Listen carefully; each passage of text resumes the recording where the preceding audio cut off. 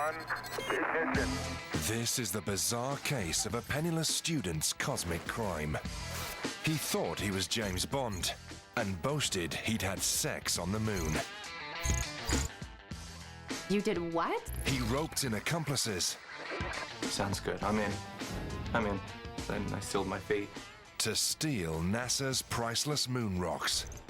Houston, we've had a problem. He launched himself onto impressionable girls. I mean, who does that? His space rock scam spanned the globe. I thought it was a hoax. But FBI agents double-crossed him with double Dutch. To say the one phrase I was able to figure out, which is "U spreekt Nederlands zeer goed." A priceless treasure was at stake Hold on a minute. I think I know who stole your safe. in a brazen crime of astronomical stupidity. They've done it. Yeah. This Hollywood stuff, man.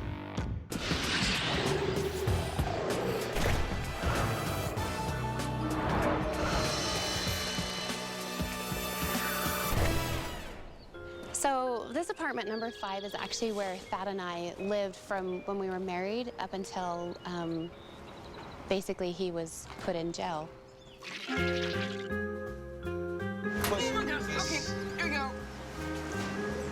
Oh my gosh, keep pushing, keep pushing. He said it was so simple.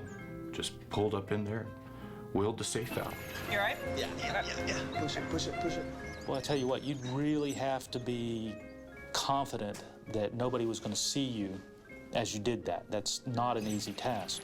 Oh, jeez. Push it. I'm trying to push it. I swept my shirt and I put my hand on my gun and I said, hey, I'm Wade Krieger. I'm a federal agent with NASA. Hey, I need you to put your hands on the car right here. The remarkable tale of the NASA moon rock robbery started with a high school romance in the American state of Utah. So we were high school sweethearts. And then we got married about a year after we graduated from high school. You get married and you just find a way to make things work. So, I mean, I worked full time and I would just take him to school and drop him off in the mornings, and he would stay at school all day long and then just ride his bike home. Her starry-eyed husband was Thad Roberts, a science student who also ran the university's astronomical society. I did come up to the observatory, which is actually back behind the building over there. And I would come up on Wednesday nights and we would do the stargazing group. For one of those stargazers, the brilliant light from a nearby galaxy would lead to a black hole of being an accomplice to thievery. They were looking at Andromeda at the time, and I got to see Andromeda for the first time. It was very exciting. There was about 30 people up there, and Thad being the leader. At that time, you know, I just felt his energy. You know, he was a very, very positive person, and of course you could tell he had a direction. He knew exactly where he was going. Thad Roberts was on a direct trajectory to NASA, gaining a place in its prestigious cooperative education program. Oh yeah, that was way exciting. How often do you get to go work for NASA? And to be an astronaut, that is definitely something to strive for. I mean, every kid grows up wanting to be an astronaut or something like that. And so he was really excited, and I was also really excited for him. Everyone coming into the co-op program is passionate about NASA. That, I would say, was even more so than the average co-op. He was bound and determined to go to the moon to be an astronaut. The ambitious student also seemed to possess a mysterious force of attraction. There are a lot of ambitious co-ops, but he was definitely one of the people that was boisterous and charismatic. But after a while, fellow trainees sensed a darker energy. He was definitely full of life. You could tell that, and he drew people in. He was seen as someone that had that kind of spark. But after a while, you start putting a picture together of, okay, this individual's a little bit on the eccentric side. Eccentric in just an eccentric way, in a good way? I would say borderline fascinating, disturbing way.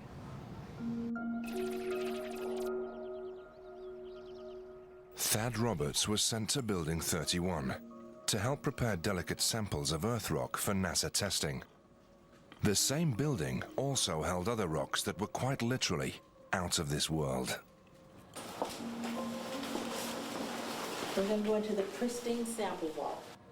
He and other students were treated to a rare glimpse of extraterrestrial treasures. Thad Roberts was a frequent and enthusiastic visitor to the vaults. I actually took a picture of Thad at the vault door doing like this, so it looks like he knew the combination of what's going in. But this is a very secure area, two-party system, and so no one person could get into this vault without the assistance of somebody else. NASA's high-security vaults contain the priceless rocks collected on the moon and brought back to Earth. The lunar missions delivered more than 1/3 of a ton of moon rock. Most of it is kept in Building 31, protected from contamination in airtight cabinets filled with nitrogen gas. The samples that you're looking at are very important to us. They are a national treasure. There's no monetary value that we could actually put on these samples because they're actually priceless. And that's why we take the care that we do to protect them for scientific research and educational purposes. When we return this rock, or some of the others like it, to Houston, we'd like to share a piece of this rock with so many of the countries throughout the world. We hope that this will be a symbol of what our feelings are, what the feelings of the Apollo program are, and a symbol of mankind that we can live in peace and harmony in the future. Such priceless rocks have been offered for sale on the black market for millions of dollars. Thad Roberts made it his mission to cash in, even if it meant stealing from the organization that gave him the chance to fulfill the ultimate dream of going into space. NASA's lunar vault became an obsession he shared with his wife. We got to actually put our hands into this little glass thing and actually get to touch the moon rocks. And we were looking at him, and he says, "Wouldn't that be awesome if we could just take one of those and sell it?" Well, you can talk about doing James Bond things, but you don't physically do it. And so I had no idea what he had planned, that he was actually planning and thinking through to steal moon rocks. But the aspiring student couldn't charm his way into NASA's vaults.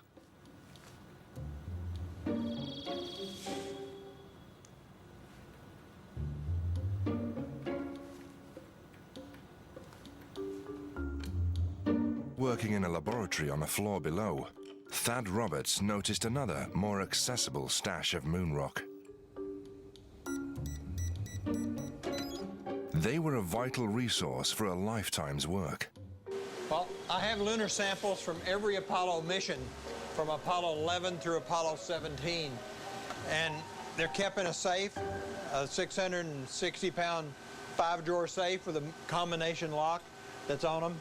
And I, as a principal investigator, is responsible for their safety of the samples.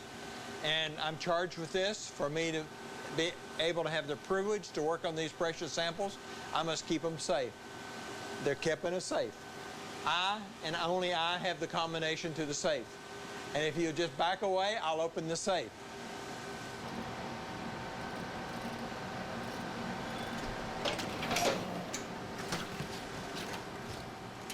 We have 53 samples from the moon.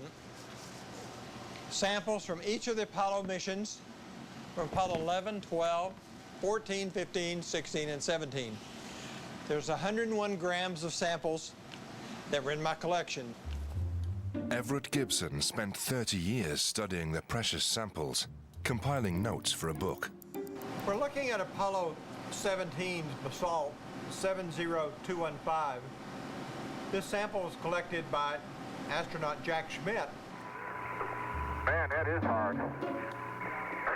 Just don't stub your toe. It's a wonderful rock, and it's beautiful.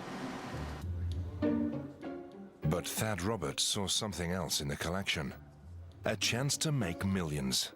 He charmed his way into the office.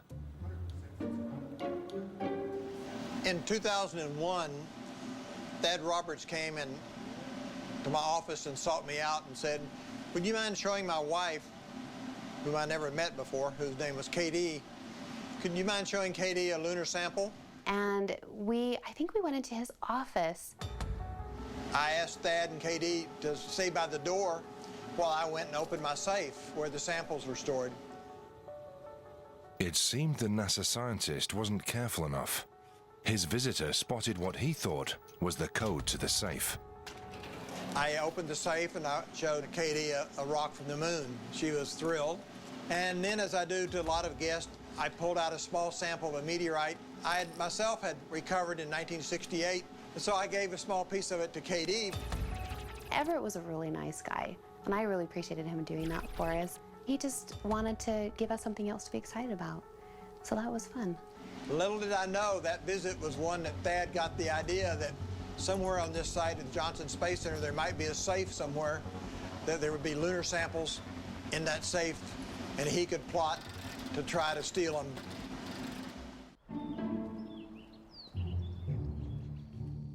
The student who plotted to steal a national treasure, a precious collection of NASA moon rocks, started by stealing fossils at home in Salt Lake City.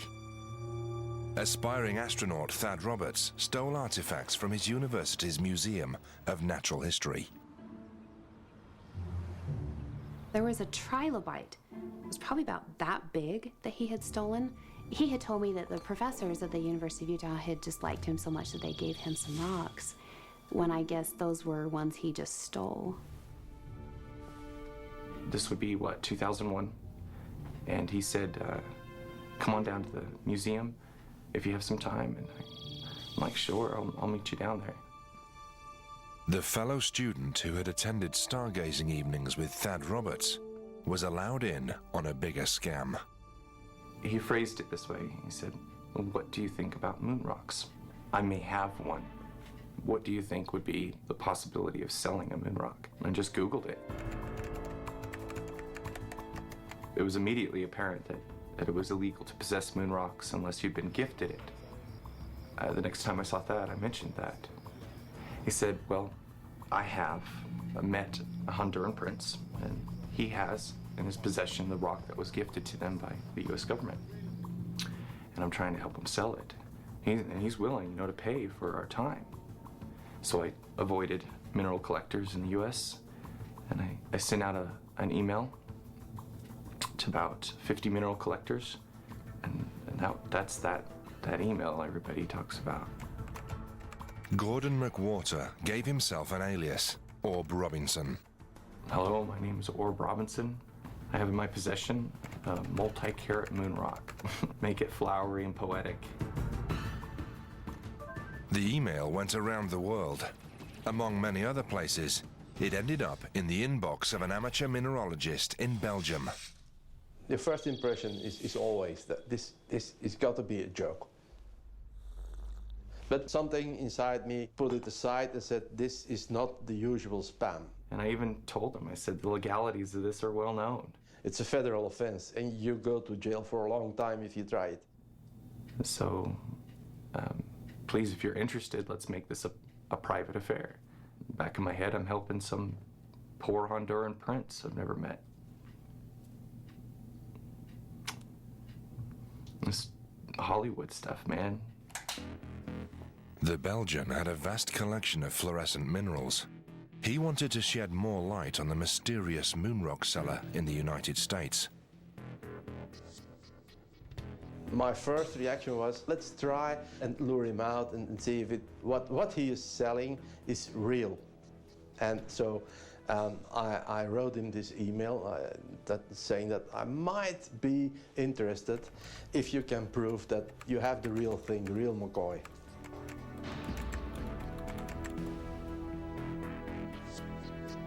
At that point, I told Thad what I'd done, and he was really excited.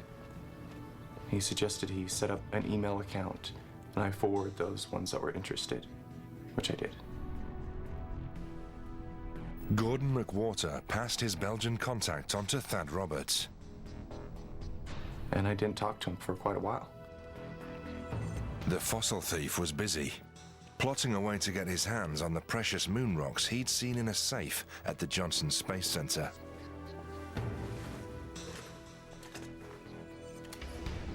Roberts didn't know it, but the Belgian collector contacted by his accomplice decided to alert authorities in America. It was a crime, and a crime that could cost someone dearly. I had to do something. The emails appeared to come from Tampa, so I googled FBI Tampa and I got the website of the FBI division in Tampa. For FBI agents, the message from Belgium was a welcome case of honesty. We consider ourselves very fortunate that Mr. Emmerman had the sense of morality and what's right to contact us. There's far too many people out there that would have just said, hey, I've got an opportunity to make some money or to have something special that nobody else has, and would have bought it. Meanwhile, the Belgian rock collector was still being bombarded with emails from the mysterious Orb Robinson. Are you ready? Let's do this. What are you waiting for? And this kind of made my life a living hell. The FBI needed to take control without creating suspicion. How can we get somebody from the FBI introduced into this equation and so cut out this middleman? American agents came up with a plan to pretend to be the Belgian rock collector's sister-in-law. Yes, Orb, I will handle this for Axel.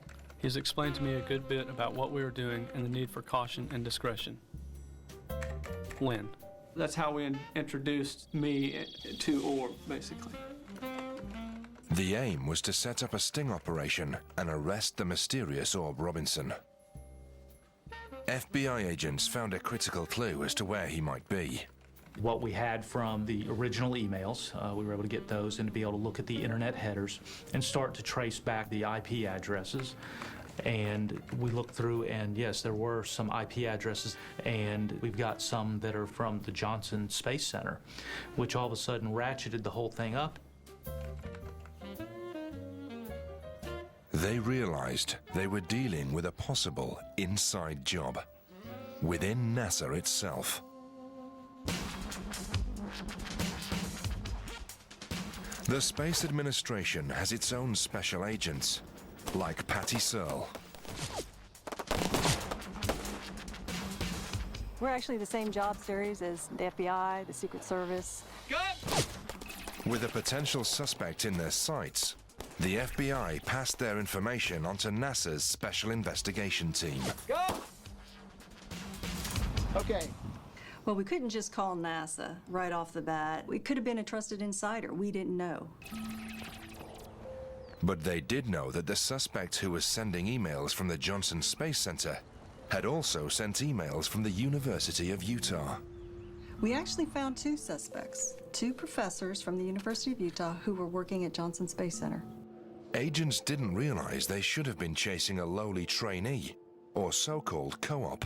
I was actually a co-op. It's not that you're not trusted, but you're given limited access to places and documents. So we never believed that anybody on that level would be involved in this kind of sophisticated scheme. As well as trying to sell moon rocks he hadn't yet stolen, Thad Roberts launched into an affair with a NASA intern. Wait, well, let me take a picture of that. Okay. He cheated on the bread-earning wife who worked to support him. I was supposed to fly out and I couldn't get a hold of him. And so finally his roommates told me, they said, well, he's not really here. I says, what do you mean he's not here? They said, he's not really living here anymore. He's actually moved in with another girl. Her name is Tiffany. I says, what? The two-timing cad would later claim that he was blinded by his passionate affair. Contact. And that love led him to steal NASA's precious lunar rock samples. Holy smoly. 3, 2, 1, ignition. Right away, Houston. He continued to manipulate his wife's emotions, keeping her in his orbit. He tried to continue to manipulate me. He tried to keep us together. He was telling me, he says, you know, my relationship with Tiffany, it's not what you think it is, that I'm using her for something else. I can't explain things to you. He says, but I'm going to be with you. I love you and I want to be with you. You don't understand what's going on. When we interviewed Tiffany later during the investigation, she told me he liked to think of himself as James Bond. He would tell her he's on a secret mission and that, it's an adventure and he can't tell her. So he perceived himself as, I think, as this heist as an adventure. The penniless student also conned another impressionable young woman into his fantasy world. Shay Sauer was 19 years old. She was a student pursuing an engineering degree while she co-opted with NASA. And I think she was easily brought in to do the crime because she looked up to him, maybe wished she could be as adventurous as him, as popular as him. So I think it was very easy for Thad to convince her to do this. His hapless female admirers were hooked. But he was still desperately trying to snare his internet contact into buying moon rocks he hadn't even stolen yet. Lynn, let's plan for the weekend of July 20th. Orb. We weren't thinking about somebody going to go steal them because he talked about, I have in my possession these moon rocks.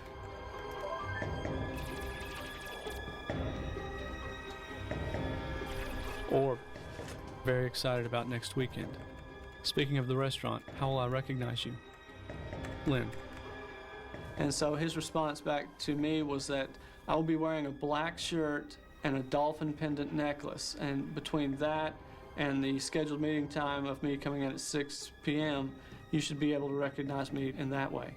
So we were preparing for that meet. July 13th was just another ordinary weekend. We didn't know that that was the weekend Thad was actually going to steal the lunar samples from Johnson Space Center. Thad Roberts had no idea he was dealing with FBI agents on the internet. And they had no idea that he was just hours away from stealing some of the rarest and most scientifically important rocks on Earth. On July 13th, Thad borrowed a Jeep Cherokee from a friend, told him he was moving and he needed something bigger than his own car. Picked up Shay and Tiffany and went to the Johnson Space Center in the evening. The other girl he had lured into his fantasy world of secret missions kept a lookout, while he and his girlfriend headed into Building 31. So we had the outdoor building code given to him. Houston, we've had a problem. Tiffany and Thad went into the building. There were no cameras inside Building 31, so that was the only security, was the codes, the outer code, and then the code to the cipher lock of Dr. Gibson's lab.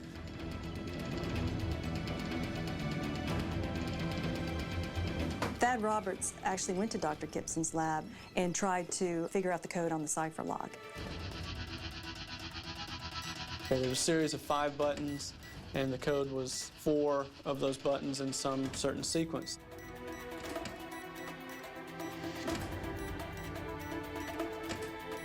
And so just through trial and error, he figured out the cipher code. I believe he said it took him about 30 minutes to come up with the sequence of numbers to unlock the lab door. He had seen Dr. Gibson take a note card from the top of his safe, look at it, and then do the combination.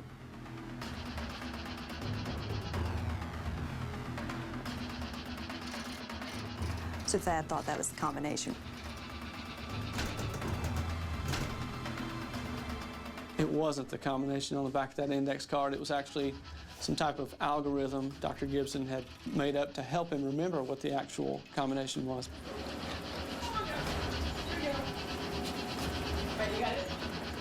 They had no choice but to try to get the safe on the dolly and haul the whole safe out, which they did with some difficulty. There you go. Keep pushing it. Push it. Watch the left. Push it. Good, good, good, good, good, good. Keep pushing. Keep pushing. Pushing. Yep. Okay, wait. There's a door coming. All right.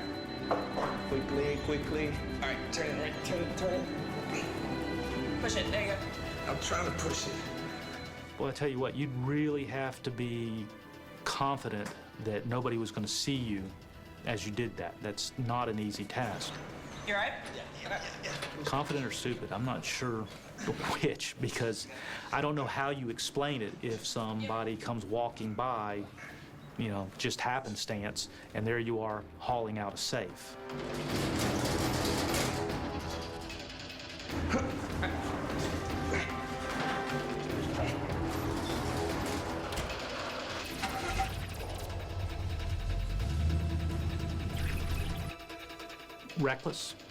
Reckless more than audacious. I describe it as a smash and grab. They couldn't figure out the combination. What else could they do? They loaded it on a dolly and took it out. There wasn't anything complicated. There wasn't anything high tech. It was just take it and run. Tiffany, Shay, and Thad drove to a Motel 6 in Webster, Texas, offloaded the safe into a room that they had previously rented, and began to break into the safe.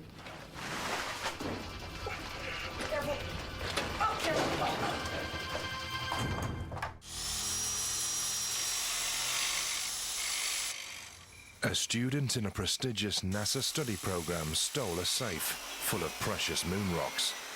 He conned two girls into a fantasy story that he was on a secret mission, but aimed to make millions selling the lunar treasures on the internet. I think they were a little shocked. They found Apollo lunar samples from every mission that went to the moon. When we return this rock, or some of the others like it, to Houston, we'd like to share a piece of this rock with so many of the countries throughout the world. We hope that this will be a symbol of what our feelings are, what the feelings of the Apollo program are, and a symbol of mankind that we can live in peace and harmony in the future. You spent millions of dollars going up to space to get these things and bring them back to study them. So this was almost like somebody stealing the Mona Lisa or something like that. And it's more than just a treasure for the country, it's for all of humanity, really. I mean, this is our universe, our world. The safe contained another priceless treasure: 30 years of painstaking moon rock research. Both Tiffany and Shay mentioned to us the green notebooks that were in the safe. Shay specifically the scientific value of these notebooks, and she wanted to mail them back to NASA. And Thad said, no, we're going to throw them out. Thad Roberts still denies that the notebooks were in the safe, but accomplice Tiffany Fowler's photographs taken that night show green notebooks just below the bed. The weekend theft wasn't discovered until the Monday morning. NASA principal investigator Everett Gibson was at a conference on the other side of the world when he got the call that his safe had been stolen. I answered the call, and I was told that, Everett, you have a problem in your laboratory. Your safe is missing. Word soon spread among the trainees, or co-ops, at the Johnson Space Center. Someone had stolen something, but it wasn't told that it was a co-op. We didn't know who it was. So, as that word spread around, I actually had a buddy of mine who actually called over to Thad because they knew he was over there and would know something about it. The response he got back from him was that Thad was like, oh, what do you know? What's going on? I mean, obviously we're asking him what's going on, so we didn't think that he was responsible. The moon rock robber was playing it cool, unaware that FBI and NASA investigators were hot on his trail. They were posing as his email contact called Lynn. Roberts faxed Lynn copies of official documents from the stolen safe to prove that he had the world's largest private Apollo rock collection ready to sell. He had no idea that FBI agents were on the other end of the line. It certainly took it to an entirely different level. We were dealing with a theft case now. They've done it. They had the evidence, but still didn't know who the mystery seller calling himself Orb Robinson really was. They arranged a meeting to find out. Getting a John Doe warrant is a little bit unusual. Trying to say, yeah, we have no idea who it is we're going to arrest, but they have committed a crime. We're certain of it. We just don't know who in the world they are. We were just using the email address. he had, and then we would have to fully identify him or whoever showed up at the night of that meeting. On the 19th of July, Thad and Tiffany actually worked that day and then departed from Houston, Texas in Tiffany's car to come to Florida with the samples. His other accomplice, the impressionable young student Shay Sauer, backed out at the last minute. During their travels, they contacted Gordon McWhorter in Utah, told him they were heading to Florida, and Gordon said he would join them, he wouldn't miss it for the world, and that he would meet them in Orlando. I flew into Florida on July 20th, early that morning. As fate would have it, the meeting took place on an anniversary of the first Apollo moon landing. The 33rd anniversary of, the first moon landing, so that was quite a coincidence. The Eagle has landed. We were carrying a fishing tackle box. And they showed Gordon what they had to sell.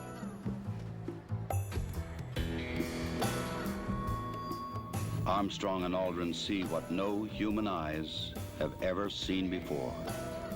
I was pretty shocked, but I was also not sober. But I did come out, and I'm like, and do you guys realize how much trouble we are in? Yeah. Yeah. I know exactly how much trouble we're in. Okay, just as long as we know how much trouble we're in right now. Okay, let me see the rocks. I want to see them.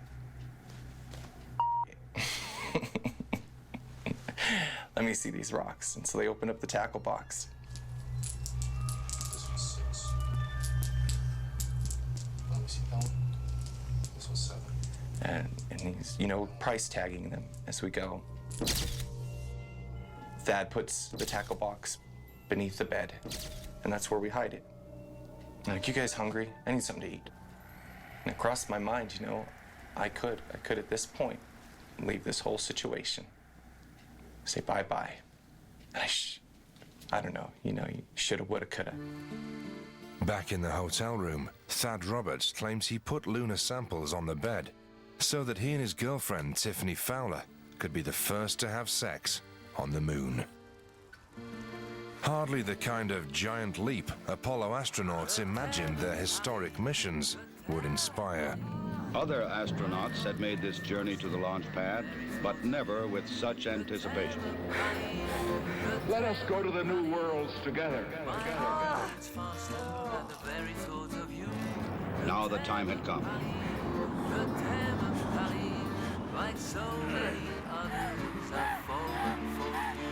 We're breathing again. Thanks a lot. I won't bore you with details on why you see the antenna all over the ground. Come back up, and they're in the shower. I don't think they had sex on moon rocks. Unless they made the beds like hotel maids, then I'm sorry. Great story. Thad Roberts' fantasy world was about to collide with the reality of an FBI sting. It was an undercover agent, not a rich buyer, waiting to meet him. Well, this was Italiani's, an Italian restaurant, which is now it's changed names, and even that's gone out of business. But we selected this location just based on its public, it's a public area, so we didn't quite know who was going to show up, how many. We thought we knew, but in fact we didn't. So we wanted someplace very public to reduce the danger factor. Here it is. A team of FBI and NASA agents prepared to pounce after the moon rock thief revealed himself.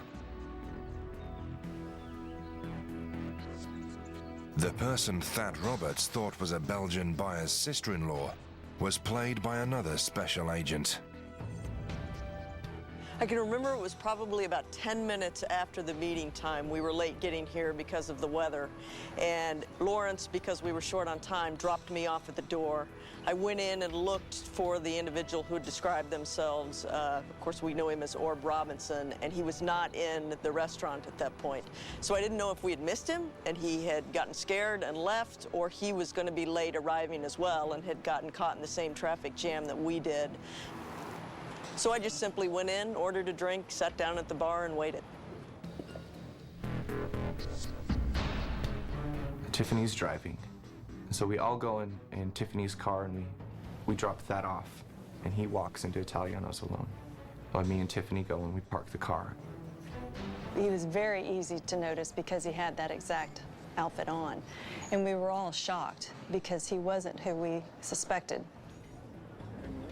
The first thing he said to me was, it's really nice to finally put a name and a face to somebody that I've been doing all this emailing with. It's about 6 o'clock, and me and Tiffany will come in later and sit down at a separate table and get the all clear first before joining them. I had no idea the whole restaurant was full of feds. Thad Roberts attempted to sell his stolen moon rocks to a special agent, wired for sound.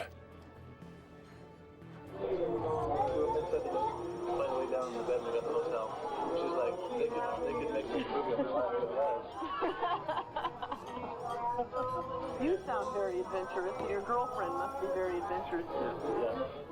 And so I left the restaurant so that I could go out and make a phone call to the person he believed was my husband. Kurt, things are going very well. They'd probably been in there 30 minutes maybe. I'm not certain of the exact amount of time. It seemed like an eternity. So his two friends are already in the restaurant. They have not sat down at the table yet. I told him I was uncomfortable with that. We're going to all come here, kind of meet. They want to get comfortable with you, and then we're going to go, and everything should be in the hotel room at the Sheraton. Agent Wolfenton came and joined us at the table. As I came in, they also brought over Gordo and Tiffany. I'm Lynn. Tiffany? My husband, Kurt. Thad was the initiator. He was the one communicating between these two agents that were doing a damn fine job pretending they were from Belgium. I had learned basically one phrase I had worked out, and that was to say, "U spreekt Nederlands zeer goed, aber my wife, she doesn't like me to speak in Flemish." I was a little worried about his accent, but fortunately, he didn't have to say much because Thad was so excited to tell us his story that there wasn't much being said on either one of our parts. The would-be astronaut launched into incriminating detail of how he had broken in and stolen a safe full of NASA moon rocks. He said it was so simple. Just pulled up in there, wheeled the safe out. Talked about the fact that they took him to a hotel room afterwards and were cutting into the safe and worried about the noise that was making. Wow, just beat the heck out of that safe and got into it, huh? Like, yeah, I was determined. Has been very nice, very. After he had completely told me the story, there was kind of a pause, and I remember him kind of taking a big breath, looking at me and saying, "Wow, I just hope you're not wearing a wire." And we were done. It was time to go, make the deal. So at that point, Thad suggested that he ride with Agent Wolfenden and myself. So we split up. He actually went back to the hotel with us in our car, and Tiffany and Gordon drove back in a separate vehicle.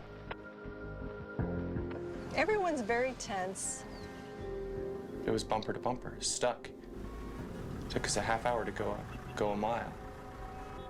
The license plate number and the make of the Honda that Tiffany and Gordon were driving were relayed to us, so we stayed behind them all the way to the hotel. The trap was set and about to snap shut. FBI and NASA agents were led to stolen moon rocks by the thief who had no idea they were onto him. You know, wow, we're right here in the middle of this. We're going to have a chance to recover something that's this valuable. The accomplices were hit first. Girlfriend Tiffany Fowler and fellow student Gordon McWhorter. So we pulled in right as they'd made the call to make the arrest. Tiffany was driving and Gordon was in the passenger seat, so when I pulled in to block their car, and they were both getting out of the car. Reality check.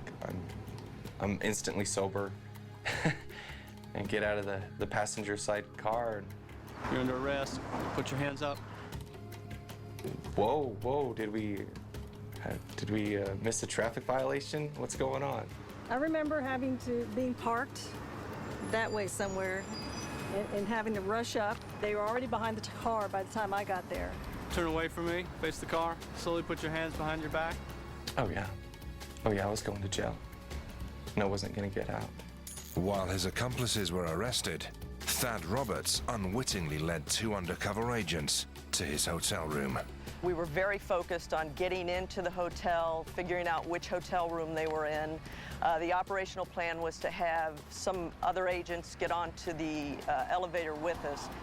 They're walking across the parking lot towards the front of the hotel. Thad was between Lynn and I.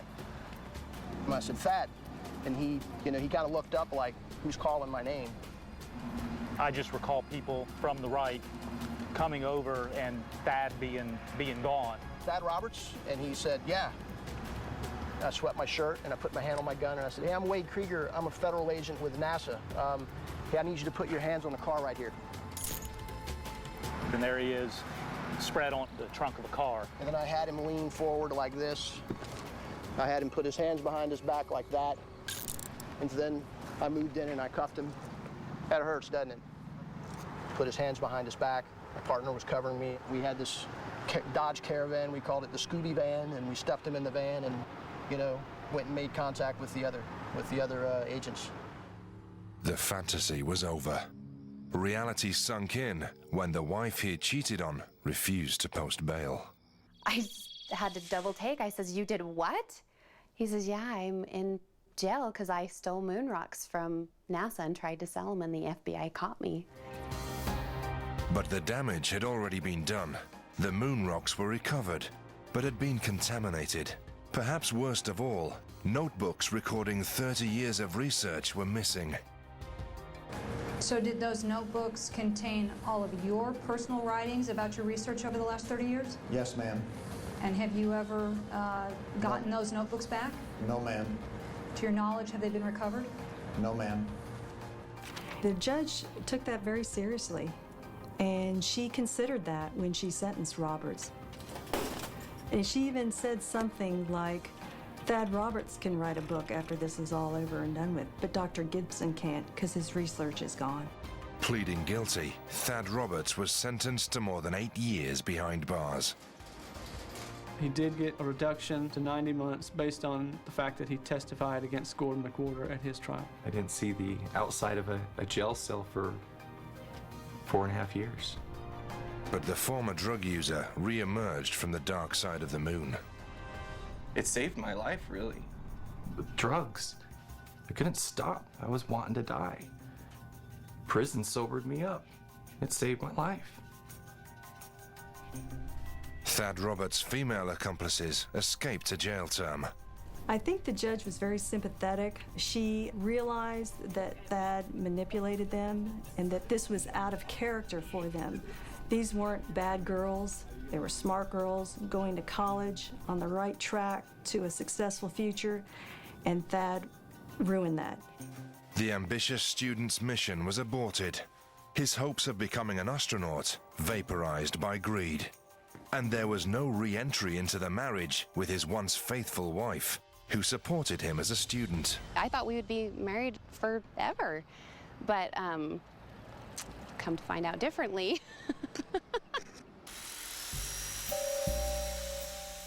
I think he stole the moon rocks for money, for vanity, for himself. Also, probably just because he always wanted to play James Bond and just feel like he could go in and sneak around and steal something that nobody else had that he wanted to get his hands on. That's how I feel about it. We interviewed Thad probably 3 different times after his arrest, and he made it clear to us that he did it for money. He saw himself as doing great things, but didn't want to go through the normal routine that you and I would go through, go to school, get a good job, and then move on to greater things. He wanted it now. Thad Roberts spent 6 years behind bars. A heavy price for playing the secret agent and ladies' man who claimed to have had sex on the moon. Je t'aime Paris, je t'aime Paris. My heart beats faster at the very thought of you. Je t'aime Paris, je t'aime Paris. Like so many others, I've fallen